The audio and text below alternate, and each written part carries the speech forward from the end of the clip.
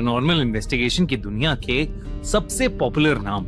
इन दोनों ने मिलके कई हॉन्टिंग्स के केसेस सॉल्व किए हैं और कई एग्जॉर्सिज्म्स भी किए हैं। लेकिन इनकी लाइफ में एक ऐसा केस है जिसने इन दोनों के भी होश उड़ा दिए थे। उनका आखिरी केस, द स्मर्ल्स फैमिली केस। इस कहानी की शुरुआत 1973 में अमेरिका के पेंसिल्वेनिया से हुई। जैक और जैनेट स्मर्ल अपनी 2 बेटियों के साथ एक पुराने से डुप्लेक्स घर में शिफ्ट हुए थे। उनका पिछला घर एक हरिकेन की बाढ़ से तबाह हो गया था। अब वो एक नई जगह आए थे, नए सपने और एक बेहतर जिंदगी की उम्मीद लेकर। शुरू में तो सब अच्छा चल रहा था।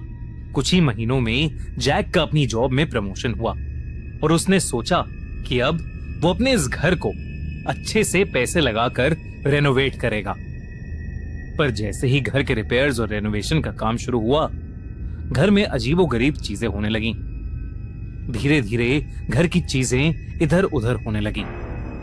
कई बार रिपेयर में काम आने वाले टूल्स और इक्विपमेंट्स गायब हो जाते थे और फिर अपने आप उसी जगह पर वापस आ जाते थे जहां से वो गायब हुए थे। घर के एक कमरे में दीवारों पर अजीब से काले निशान थे। जैक ने उस निशान के ऊपर उन दीवारों पर पेंट के 3-4 कोट करवाए, लेकिन कुछ ही दिनों में वो काले निशान फिर से वापस आ गए। जैक ने कई बार खुद से भी उन दीवारों को पेंट किया, लेकिन 3-4 दिनों के बाद वो काले निशान हमेशा वापस आ जाते थे। इसी बीच घर की लाइट्स कई बार अपने आप फ्लिकर करना शुरू कर देती थीं। एक बार शाम को जैक टीवी देखने बैठा तो टीवी देखते देखते अचानक ही उसके टीवी में आग लग गई, मानो किसी ने टीवी पर कोई बॉम्ब फेंक दिया हो। जैक ने कई इलेक्ट्रिशियंस को घर की वायरिंग चेक करने के लिए बुलाया, पर कभी कोई गड़बड़ ही नहीं मिलती थी। एक बार देर रात में उनके घर का रेडियो फुल वॉल्यूम पर बजने लगा। जैक नींद से गुस्से में उठा। उसे लगा कि शायद उसकी बेटियां कुछ शैतानी कर रही हैं, लेकिन जब वो ड्राइंग रूम में गया तो उसने देखा कि वो रेडियो अपने आप बज रहा था, क्योंकि उसका तार प्लग्ड इन था ही नहीं। ये घर में कई बार होने लगा। घर का टीवी और रेडियो अपने आप ही फुल वॉल्यूम में ऑन हो जाते, जबकि वो अनप्लग्ड होते थे। ड्रॉर्स और कैबिनेट्स अपने आप खुल जाते थे। घर का टेम्परेचर भी अपने आप ड्रॉप हो जाता था और गर्मी के महीने में भी घर के अंदर एक कपकपाती ठंड हो जाती थी। जब जैक और जेनेट के बेडरूम का बाथरूम रेनोवेट हुआ तो कुछ बेहद अजीब घटा। रेनोवेशन के अगले दिन ही जब जेनेट ने बाथरूम देखा तो पूरे बाथरूम में किसी के खरोचों के निशान थे, जैसे रात भर कोई जानवर उस बाथरूम में फंस गया हो। इस इंसिडेंट के बाद अब जैक और जेनेट को घर से थोड़ी घबराहट हो रही थी। एक बार जेनेट अपने कमरे में थी तो उसे लगा कि जैसे बगल वाले कमरे से उसकी सास उसे आवाज दे रही है। जब वो वहां पहुंची तो उसकी सास ने कहा कि उन्होंने उसे कोई आवाज दी ही नहीं। तब से परिवार के लोगों को अक्सर ऐसा लगता था कि जैसे कोई उन्हें पुकार रहा है, पर उन्हें कभी कोई दिखता नहीं था। एक बार रात में जैक और जेनेट को अपनी बेटी के रूम से अजीब सी चीखने की आवाजें आ रही थीं। वो भागे भागे वहां गए तो उनकी बेटी का चेहरा पसीने पसीने था। वो अपने कमरे के कोने में कुछ देखकर बहुत ज्यादा डरी हुई थी। वो बार बार कह रही थी कि उस कोने में कोई है जो बेहद डरावना है और हवा में उड़ रहा है।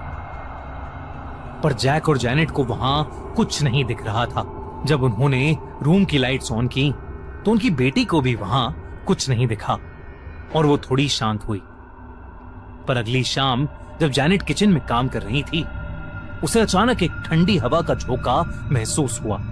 फरवरी का महीना था। उसे लगा कि शायद उससे किचन की खिड़की खुली छूट गई होगी, तो वो खिड़की बंद करने पलटी, पर खिड़की तो पहले से ही बंद थी। लेकिन जब जेनेट वापस पलटी तो उसके रोंगटे खड़े हो गए। किचन के कोने में एक काली परछाई थी जो हवा में उड़ रही थी।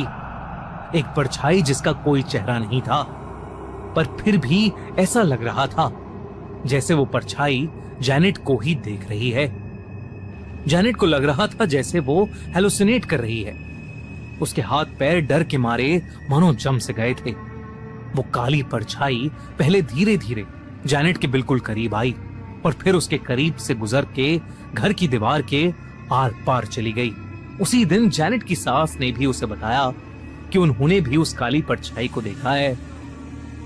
धीरे धीरे उस काली परछाई का घर में सब लोगों को दिखना एक आम सी बात हो गई थी। जैक और जैनेट का शक अब यकीन में बदल रहा था। उन्हें समझ आने लगा था कि उनके घर में कोई स्पिरिट है, पर क्योंकि वो किसी को हार्म नहीं कर रही है, इसलिए उन्होंने उन चीजों के साथ रहना शुरू कर दिया। कुछ समय बाद जैनेट और जैक की ट्विंस बेटियां हुई और तब से सब कुछ बदल गया। एक रोज जैक अपनी बेटियों के साथ लिविंग रूम में बैठा हुआ था जब अचानक ही लिविंग रूम की सीलिंग से उसे एक अजीब सी आवाज सुनाई दी, जैसे सीलिंग से कोई कुछ उखाड़ रहा हो। जब जैनेट ने ऊपर देखा तो उसकी सांसें अटक गईं। उसने जल्दी से अपनी छोटी बेटी को अपने पास खींचा और जैसे ही वो हटी, बड़ा सा शैंडलियर सीलिंग से नीचे गिर गया। अगर उस शैंडलियर के नीचे कोई आ जाता तो उसका जिंदा बचना बहुत मुश्किल था। इस इंसिडेंट के बाद जैक चर्च गया और एक प्रीस्ट से अपने घर में हो रही चीजें शेयर की। वो प्रीस्ट उनके घर आया और उसने एक ब्लेसिंग रिचुअल किया जो कुछ कुछ पूजा की तरह होता है। उसके बाद थोड़े समय के लिए सारी एक्टिविटीज बंद हो गईं, लेकिन फिर कुछ टाइम बाद सब वापस शुरू हो गया और इस बार उन चीजों का होना बहुत ज्यादा हो गया था। कभी किचन की कोई अप्लायंस आग पकड़ लेती तो कभी घर के बल्ब अपने आप फूट जाते।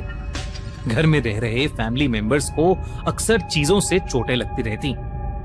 हद तो तब हो गई थी जब एक बार प्रीस्ट के ब्लेसिंग रिचुअल करने के जस्ट बाद स्मर्ल फैमिली का डॉग अजीब तरीके से छटपटाने लगा और जोर जोर से भौंकने लगा और फिर सबकी आंखों के सामने वो हवा में उड़ा और सीधा जाकर पिछली दीवार पर जा लगा।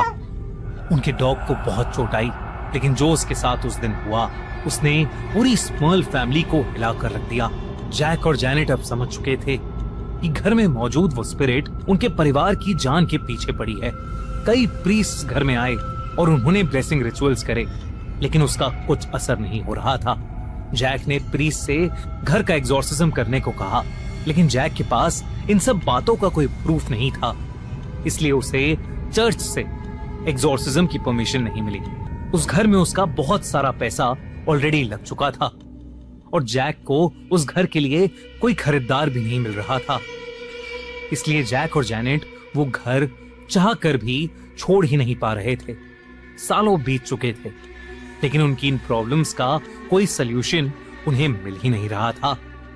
और तब किसी ने उन्हें एड और लोरैन वॉरेन के बारे में बताया। क्या एड और लोरैन वॉरेन स्मर्ल फैमिली को बचा पाएंगे या कुछ और बहुत भयानक होगा?